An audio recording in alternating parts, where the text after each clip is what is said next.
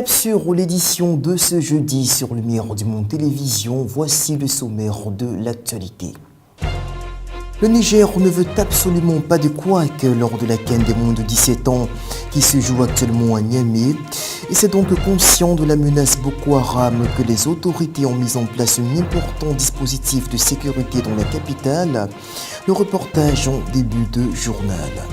Beaucoup d'or a coulé sous le pont, mais 3 ans après le début de la crise en Syrie, la classe politique française commence à s'interroger sur l'état réel de la situation sur le terrain. Ce mercredi, 4 députés ont rencontré à Damas le président syrien Bachar al-Assad. Et en France, le mystère demeure toujours entier autour du survol de Paris par des avions sans pilote. Dans la nuit de mardi à mercredi, des drones ont encore traversé le ciel de la capitale française, mais le gouvernement veut écarter la piste terroriste. Mesdames, Messieurs, bonsoir. Des mesures drastiques pour contrer la menace terroriste à l'occasion de la CAN des moins de 17 ans qui se joue actuellement à Niamey au Niger. Voilà ce à quoi l'on assiste avec le déploiement massif des forces de sécurité autour des sites affectés à l'organisation de cette compétition. Les autorités craignent en effet une attaque de la secte islamiste Boko Haram en guerre contre l'armée nigérienne dans le sud du pays. Les précisions. Les mesures de sécurité autour de la CAN des moins de 17 ans au Niger se sont renforcées en raison de la menace terroriste de la secte Boko Haram. Les organisateurs du tournoi, alertés par les attaques au sud du pays et la mobilisation générale des forces de sécurité, ont mis en place un dispositif impressionnant. Les mesures que nous avons prises de sécurité, c'est la prise en charge des différentes délégations qui sont venues. Leurs sites d'entraînement, les hôtels, les escortes ont été affectés à ces groupes parce que nous sommes dit que même si nous n'avons pas d'éléments palpables qui nous font croire que la menace est là, il faut se préparer, il faut parier à toute éventualité. Les recruteurs des clubs européens, généralement aux premières loges de ce tournoi, ont déserté les stades de la ville de Niamey. La faute à une tension perceptible et à une menace réelle. La sécurité vraiment est totale, que ce soit dans les hôtels ou dans les stades. On peut sortir du stade, on est refouillé, on fouille les sacs, il n'y a pas de passe-droit, on peut être qui, on est fouillé. Je pense que personne ne se sent en danger à Niamey, je pense que tout le monde est en sécurité. Mais c'est vrai qu'il n'y a pas beaucoup de scouts qui avaient des craintes injustifiées, mais que je comprends. Malgré cette psychose Boko Haram au sein de la population, les supporters des sélections présentes à ce tournoi se donnent à cœur joie pour pousser leur équipe vers la victoire finale. Tant qu'on sait qu'il y a beaucoup de sécurité ici au Niger, il n'y a pas de problème. S'il plaît à Dieu, la coupe là c'est pour le Nigeria.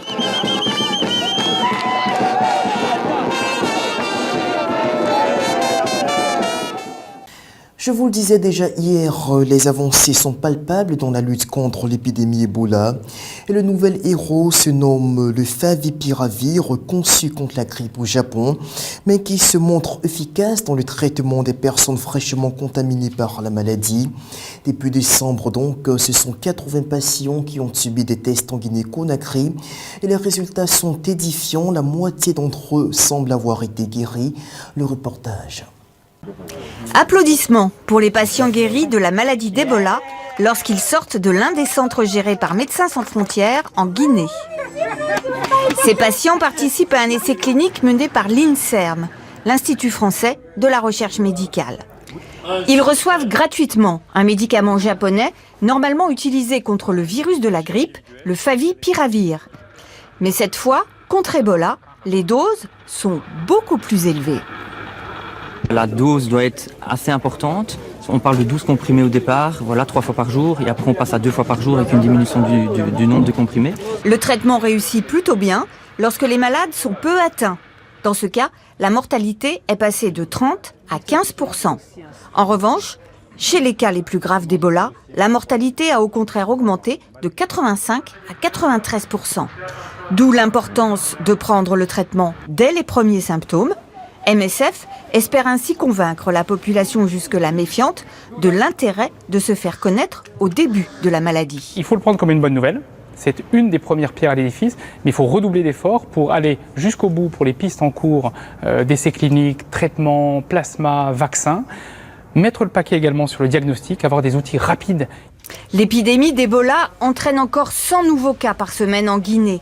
C'est le pays le plus atteint, avec la Sierra Leone et le Libéria. 3 pays durement touchés par la guerre civile. Depuis le début de l'épidémie, on compte quelques 9000 morts sur 23 000 cas officiellement recensés. La tendance est actuellement à la baisse, mais les équipes sur place maintiennent leur vigilance. Le chef du gouvernement israélien fera tout pour empêcher la signature prévue d'un accord entre l'Iran et les Occidentaux sur la question du nucléaire iranien. Benjamin Netanyahou n'a jamais caché son opposition à l'aboutissement des négociations entre les grandes puissances et l'Iran et longtemps le réaffirmer la semaine prochaine devant le Congrès américain, car selon lui, permettre à Téhéran de conduire un programme nucléaire civil représente un danger pour la sécurité d'Israël. Benjamin Netanyahou se rendra mardi prochain à Washington, non pas pour rencontrer Barack Obama, mais pour s'exprimer devant le Congrès. Invité par les Républicains et non par la Maison-Blanche, le Premier ministre israélien compte profiter de cette tribune pour réaffirmer son opposition à un accord entre les grandes puissances et l'Iran sur le nucléaire. Je respecte la Maison-Blanche et le président des États-Unis, dit-il. Mais sur un sujet aussi fatidique qui peut décider de notre vie ou de notre mort, je dois tout faire pour éviter à mon pays un aussi grand danger. Les Républicains n'ont pas consulté la Maison-Blanche avant d'inviter le Premier ministre israélien, ignorant ainsi le protocole. La conseillère américaine à la sécurité nationale, Susan Rice, a jugé mercredi que ce discours avait déjà un effet destructeur sur les relations entre Israël et les États-Unis. De son côté, John Kerry continue de défendre les négociations en cours. Pour le secrétaire d'État américain, Benjamin Netanyahou a tort de s'opposer à un accord avec le régime de Téhéran. Depuis que nous avons entamé des négociations et signé un accord préliminaire, dit-il, Israël est bien plus en sécurité. Pour Benjamin Netanyahou, l'enjeu de ce discours devant le Congrès américain est d'autant plus important qu'il intervient à quelques jours des élections législatives en Israël. Et en Cisjordanie, la situation devient critique 2 mois après la décision d'Israël de bloquer les transferts de taxes à destination de la Palestine suite à son adhésion à la Cour pénale internationale. La somme est énorme, plus de 100 millions d'euros sont ainsi retenus chaque mois et cela a forcément des répercussions sur l'activité économique, surtout quand cet argent représente jusqu'à 70% du budget du gouvernement à Ramallah. Israël retient désormais près de 200 millions d'euros d'impôts qu'elle doit normalement transférer à l'autorité palestinienne en vertu d'accords passés. La somme représente 70% du budget du gouvernement de Ramallah. Les officiels qui y siègent parlent d'un acte de piraterie qui sert les intérêts politiques de ceux qui sont en pleine campagne, côté israélien. Les politiciens israéliens se disputent entre eux pour savoir qui va confisquer le plus de terres palestiniennes, qui va tuer le plus de Palestiniens, qui va nous rendre la vie plus insupportable, tout ça pour récupérer les voix des extrémistes israéliens. Dans le poumon économique de la Cisjordanie, c'est l'heure de pointe. La plupart des magasins sont vides. Dans certaines échoppes, la poussière commence à s'accumuler sur la marchandise invendue. Les gens viennent et n'achètent que le minimum. Ça va continuer longtemps comme ça ? J'espère que non, mais si j'en crois les infos et ce que les gens disent, oui, ça va durer. Une grande partie de la population locale travaille dans le secteur public. Quasiment tous les fonctionnaires ne touchent désormais qu'une portion de leur salaire. Les employés du ministère des Finances ne font pas exception. Nos vies sont déjà difficiles quand on touche 100% de notre salaire, alors imaginez maintenant. C'est la misère. Et ça finit par impacter tout le monde autour de nous. Les fonctionnaires souffrent, qu'ils soient dans le domaine civil ou dans les forces de sécurité. Le voile de l'horreur est certainement tombé sur l'Afghanistan alors que le pays est confronté à une vague d'attentats dont le dernier en date a eu lieu ce matin à Kaboul avec à la clé 2 morts. On apprenait ce jeudi la mort d'une centaine d'autres personnes suite à une avalanche meurtrière dans la province de Panjshir au nord du pays. Avalanche meurtrière dans le nord de l'Afghanistan. Déjà une centaine de corps sans vie ont été retirés des amas de neige qui ont enseveli habitations et véhicules. Dans l'attente d'équipements de déblaiement promis par Kaboul, policiers et villageois dégagent la neige à main nue. Un manque de moyens qui risque d'alourdir le bilan déjà considérable. Les provinces montagneuses de l'Afghanistan sont régulièrement frappées par des avalanches. En 2012, une cinquantaine de personnes avaient trouvé la mort et près de 150 avaient été portées disparues dans le nord-ouest du pays. 48 heures après leur enlèvement à Sanaa au Yémen, Isabelle Prime et son interprète yéménite Shirin Makawi restent introuvables. La famille de la Yéménite a entrepris des recherches en vue de nouer le contact avec leur ravisseur.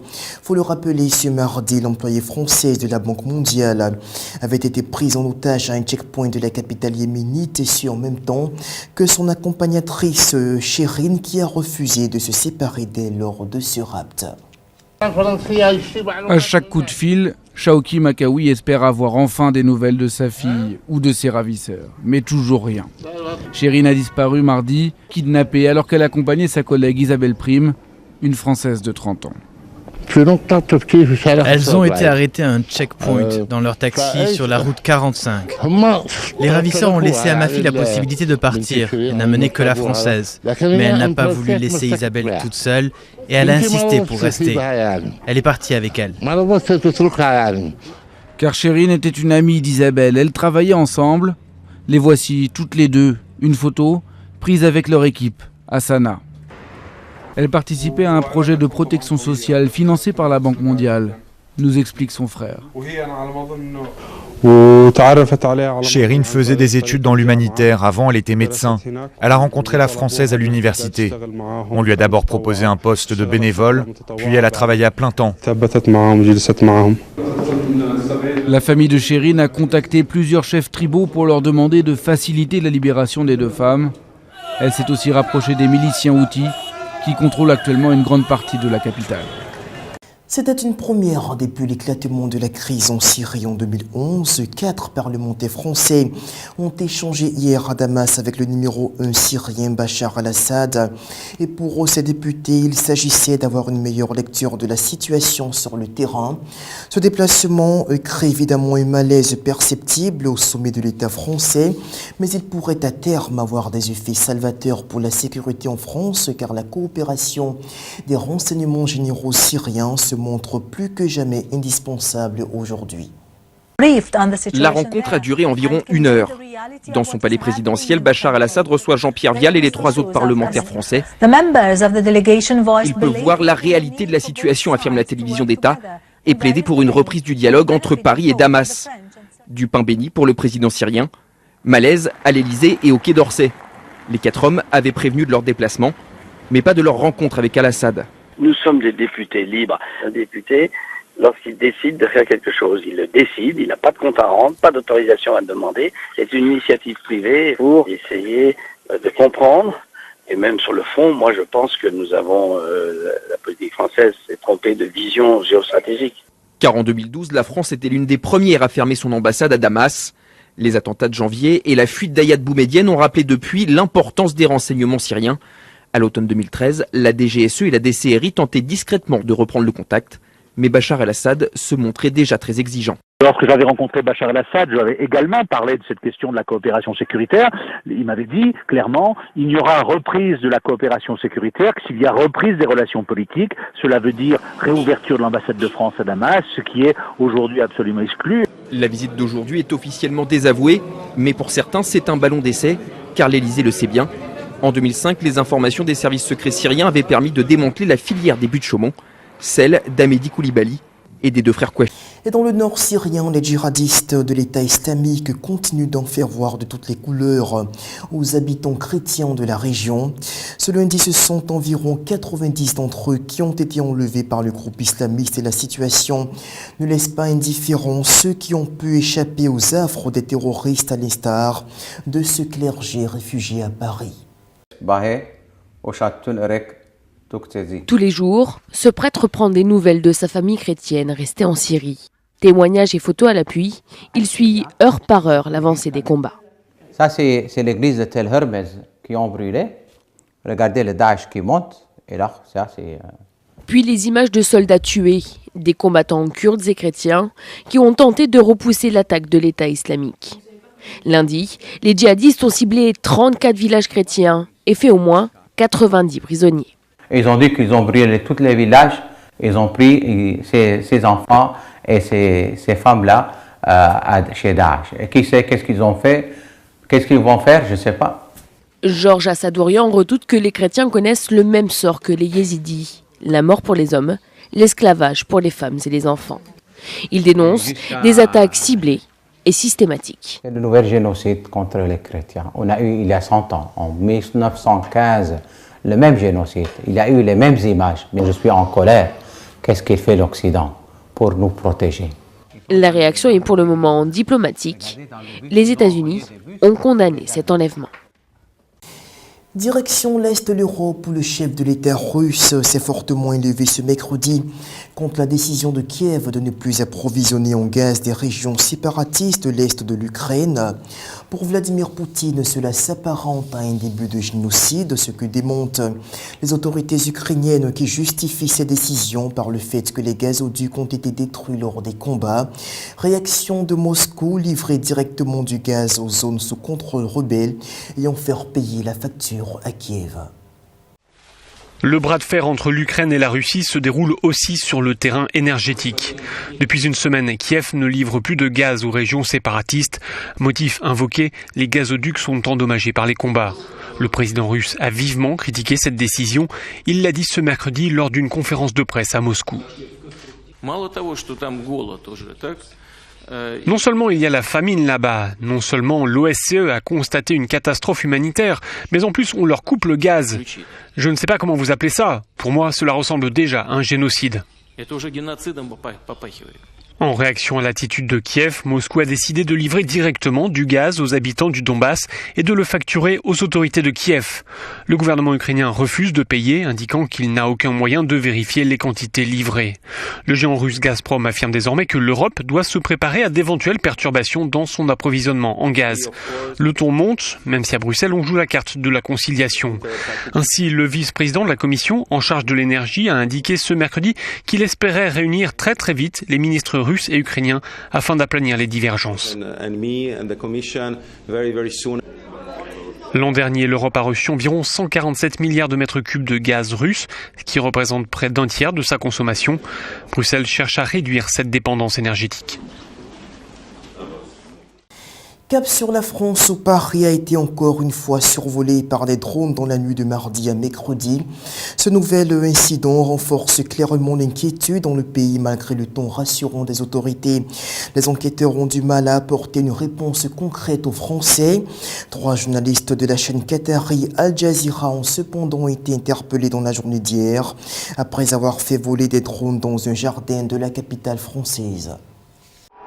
Paris, une nouvelle fois survolé par un ou plusieurs drones. Cela avait déjà été le cas dans la nuit de lundi à mardi. Rebelote la nuit dernière. Cela s'est passé entre 23h et 2h du matin en plusieurs endroits de la capitale. Est-ce l'œuvre d'un plaisantin? Est-ce pour narguer la police? Est-ce pour préparer une action criminelle? Les enquêteurs n'ont pour le moment pas de réponse. Ce qu'on ne sait pas déjà, c'est s'il y a vraiment 5 drones ou si c'est le même qui a été vu à 5 endroits successifs. Parce que pour l'instant, la chronologie n'est pas clairement établie. Ça peut être quelqu'un qui est posté à sa fenêtre et qui, vu la portée de ces drones, va quasiment pas avoir à bouger s'il est dans un secteur relativement central. Donc aujourd'hui, il y a un vrai problème pratique déjà pour détecter l'endroit d'où sont pilotés ces drones. Depuis les attentats du mois de janvier, la vigilance est renforcée et les forces de l'ordre ont pour consigne de jeter un œil aussi à ce qui se passe dans les airs. En tout cas, des enquêtes sont en cours, ce type de survol étant interdit ou du moins très réglementé. Ce sont des machines qui pèsent entre 500 grammes et 1 kg et qui emportent quelques dizaines à quelques centaines de grammes maximum.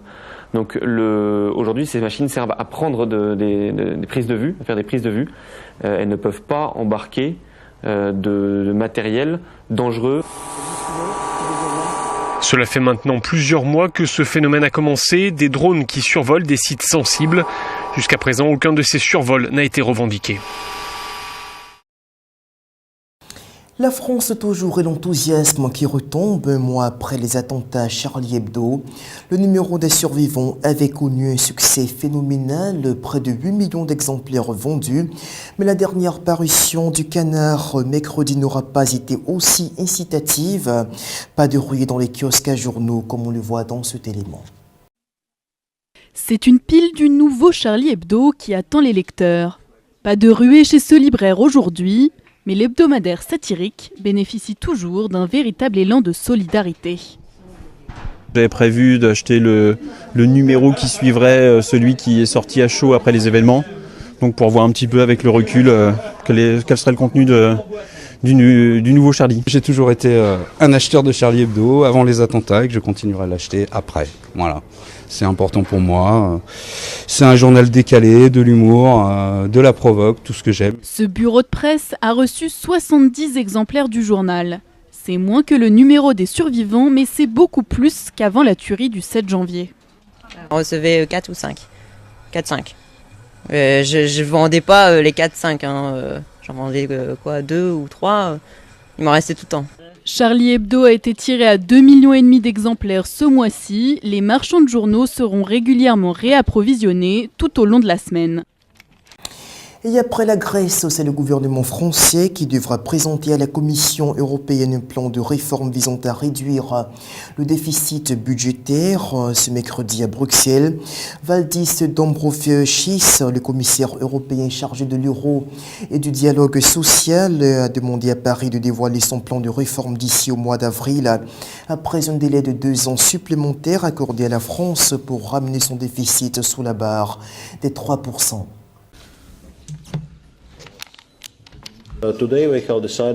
Aujourd'hui, nous avons décidé de proposer au Conseil une nouvelle recommandation concernant la France, afin qu'elle puisse régler son déficit excessif et fixer un nouveau délai pour qu'il soit inférieur à 3% de son PIB d'ici 2017.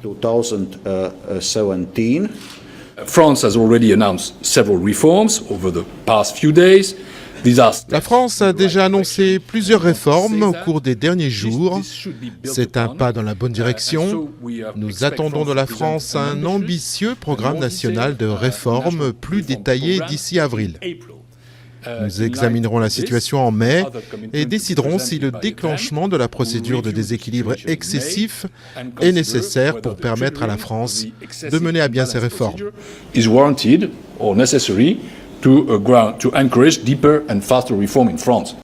Et on termine avec l'info religieuse de ce journal pour dire qu'en Suisse, les chrétiens évangéliques de Romandie entendent renforcer l'implantation d'églises dans le pays. Malgré une forte présence des communautés évangéliques, les initiateurs du projet ont entrepris de rapprocher davantage la population de la foi chrétienne avec la multiplication des lieux de culte. C'est donc terminé pour l'édition de l'information de ce jeudi que vous pourrez suivre sur notre site web www.lumieredumonde.tv. Merci de nous avoir suivis. Rendez-vous demain. Que la paix de Dieu soit avec vous. Au revoir.